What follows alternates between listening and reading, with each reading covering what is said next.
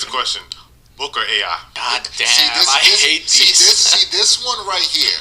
This right here. This is going to be one of these arguments was about how you feel about a player versus what player is actually better. You're right. People feel a way about AI because they love it. I hate the Sixers, and I absolutely adore Allen Iverson. One of my favorite players of all time. He is not as good a player as Devin Booker. What up, what up, what up? It's your boy, back again. Marlo knows basketball and Marlo knows boxing. Back at y'all with another one.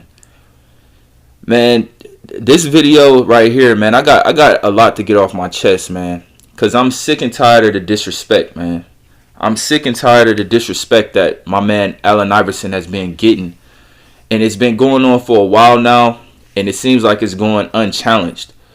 I've created a whole phrase for what's been going on as far as Allen Iverson the last few years, man. And it's baseless disrespect. Baseless disrespect. And it's uncalled for. And it's absolutely ridiculous. To even compare Devin Booker to Allen Iverson and just say Devin Booker's a better player. Like, are you kidding me? Are you kidding me? Devin Booker hasn't done enough to be considered better than Allen Iverson. Nowhere near. He has nowhere near the caliber of resume to compete with the answer, Allen Iverson. He hasn't had the impact on the game. He hasn't built up the resume. We're talking about Allen Iverson, MVP Allen Iverson. And Allen Iverson that led a team to the finals as the only offensive weapon on the team.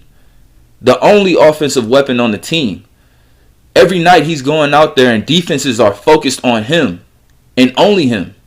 I know a lot of people would come out and say, well, Devin Booker led the Phoenix Suns to the finals too in 2021. That's a lie. Chris Paul led that team to the finals. Devin Booker was 1A and 1B. Chris Paul was the new addition to that team in 2021. In 2020, that same Phoenix Suns didn't even make the playoffs. When they got Chris Paul, they went all the way to the finals. So I mean, 1 + 1 = 2. So what I'm seeing by looking at that is Chris Paul was the main factor in them going to the finals. Devin Booker couldn't even get them to the playoffs until Chris Paul showed up. And Allen Iverson, of course, led the Sixers to the finals. He didn't have a Chris Paul on his team. He didn't have another offensive option. He was the Sixers offense. And he got that team all the way to the finals as the only offensive weapon, the only offensive option on that team. A lot of people would try to say, well, they had the sixth man of the year, Aaron McKee. Aaron McKee averaged 12 points a game that year. 12 points a game that year. And actually, scratch that. Aaron McKee averaged 11 points a game that year. 11 points a game. The second leading scorer on the team was Dikembe Mutombo at 11.7 points a game. Aaron McKee averaged 11.6. Allen Iverson was averaging 31 points a game. So every night he's coming out and the whole game plan is to stop Allen Iverson. That's the opposing team's whole game plan. Devin Booker has never had to deal with that type of defense. And when Devin Booker was the only offensive weapon on his team, he couldn't even make it to the playoffs. And you're comparing him to Allen Iverson? You're comparing him, not only is this generation trying to compare him to Allen Iverson, they're just writing Allen Iverson off and saying that Devin Booker's better.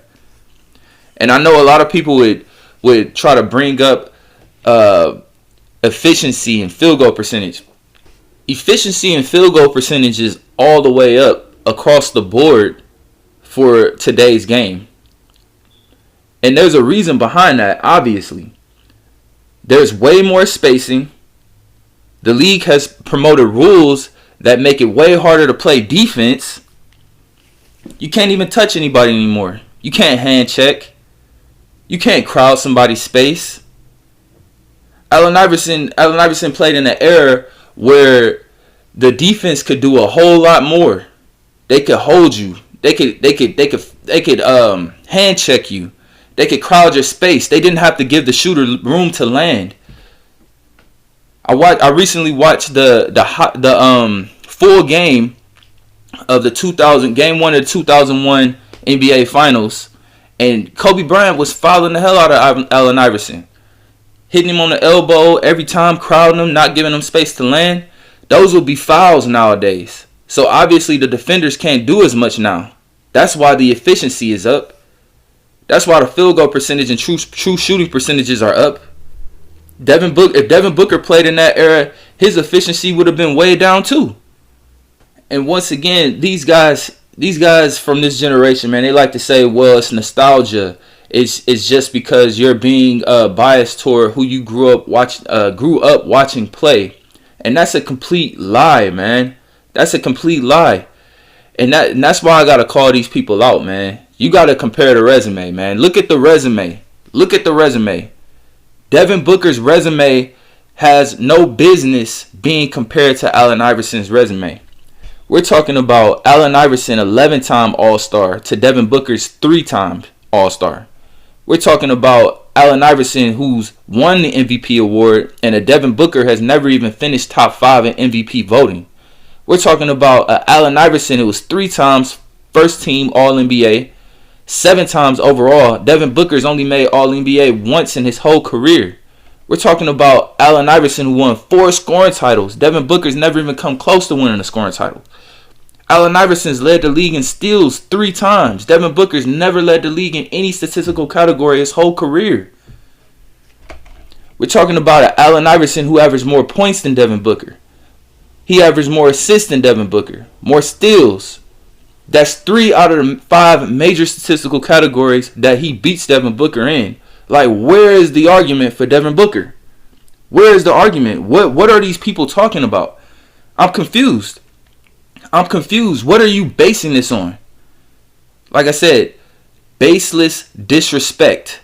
Baseless disrespect. That's what these guys are, man. Baseless disrespect for the great legend, Allen Iverson, man. That 2001 Lakers team only lost 1 game that whole playoffs, and that was to Allen Iverson. Allen Iverson dropped 48 on them boys. 48.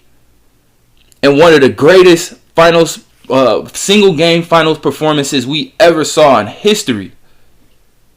Where is Devin Booker? What has Devin Booker done to be compared to Allen Iverson? Let alone be considered better. And it's not even just the Devin Bookers of the world that we're hearing this from.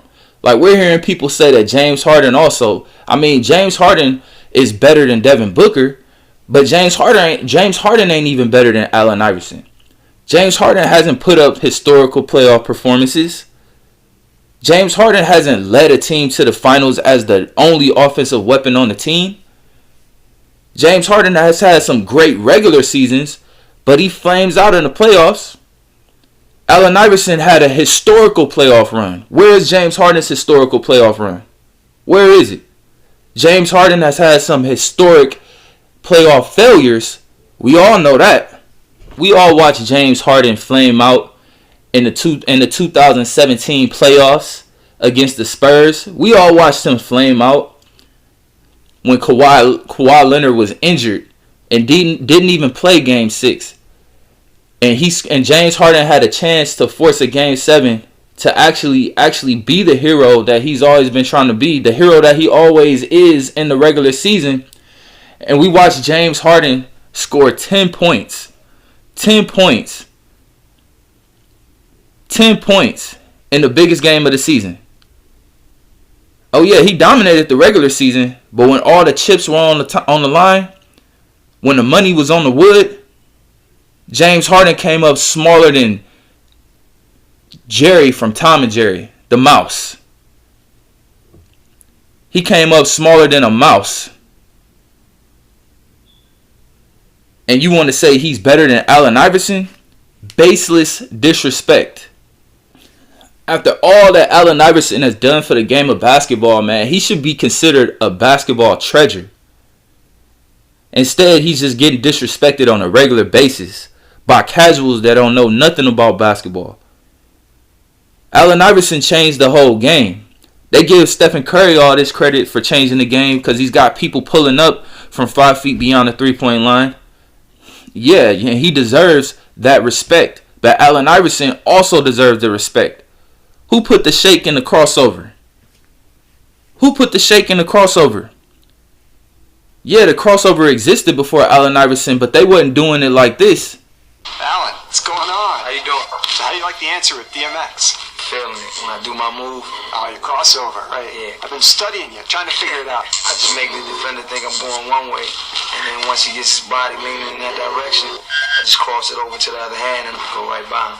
So that air's moving under your feet. Yeah, it's like I don't even think about it. Just do it and I'm out. You're out. Yeah, ghost. Ghost, huh? Disappear. Allen Iverson birthed a whole culture. Allen Iverson birthed a whole culture. The N1 mixtapes was the biggest. It was arguably as big as the NBA in the early 2000s. Everybody was at the playground trying Allen Iverson's crossover and doing all these moves that Allen Iverson birthed. He birthed the whole N1 culture, which had a huge impact on basketball. Huge impact on basketball. And he doesn't get any credit for it. They say that Kyrie has the best handles of all time. No, Allen Iverson has the best handles of all time. If it wasn't for Allen Iverson, it wouldn't be no Kyrie. There would be no Kyrie Irving. There would be no N1. There would be no hot sauce. There would be no style in the game. No shake in the crossover. Allen Iverson did this. And he gets no credit for it. Us as a basketball community, we got to stop letting these casuals get away with this disrespect, man, of our legends. We got to stop letting them disrespect the legends of the game, the people that changed the game. There's no argument for it. And they just say these type of things and they don't even give any context or any backup. All they talk about is efficiency this, efficiency that, but they don't talk about the spacing. They don't talk about that. They don't talk about how the NBA manipulated the rules and made it harder to play defense. They don't talk about that. They don't talk about how you can't hand check anymore. You can't crowd somebody's space. You got to give the shooter space to land. They don't talk about any of that. All these things make it easier to score, easier to be more efficient. But all they have is disrespect for Allen Iverson and oh, look at the efficiency. That's the only thing that they can say. But when you look at the actual resume, they don't want to talk about that, though.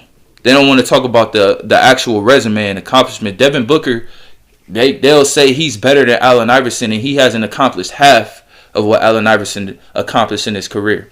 Now, Devin Booker is only 26. He still has time to do it, but he hasn't done it yet. So why would you say he's better than Allen Iverson now when he hasn't done enough to be better than Allen Iverson yet? Baseless disrespect. Allen Iverson did more than Devin Booker by the time he was 26 and Devin Booker has. Allen Iverson had already led a team to the finals as the only offensive weapon at 26. Allen Iverson had already won MVP. Devin Booker has only made All-NBA one time his whole career. And Allen Iverson didn't even practice. Imagine what he would have did if he actually practiced. It's easy to sum it up when you just talk about practice. We sitting here, I'm supposed to be the franchise player, and we're in here talking about practice. I mean, listen, we talking about practice. Not a game. We talking about practice.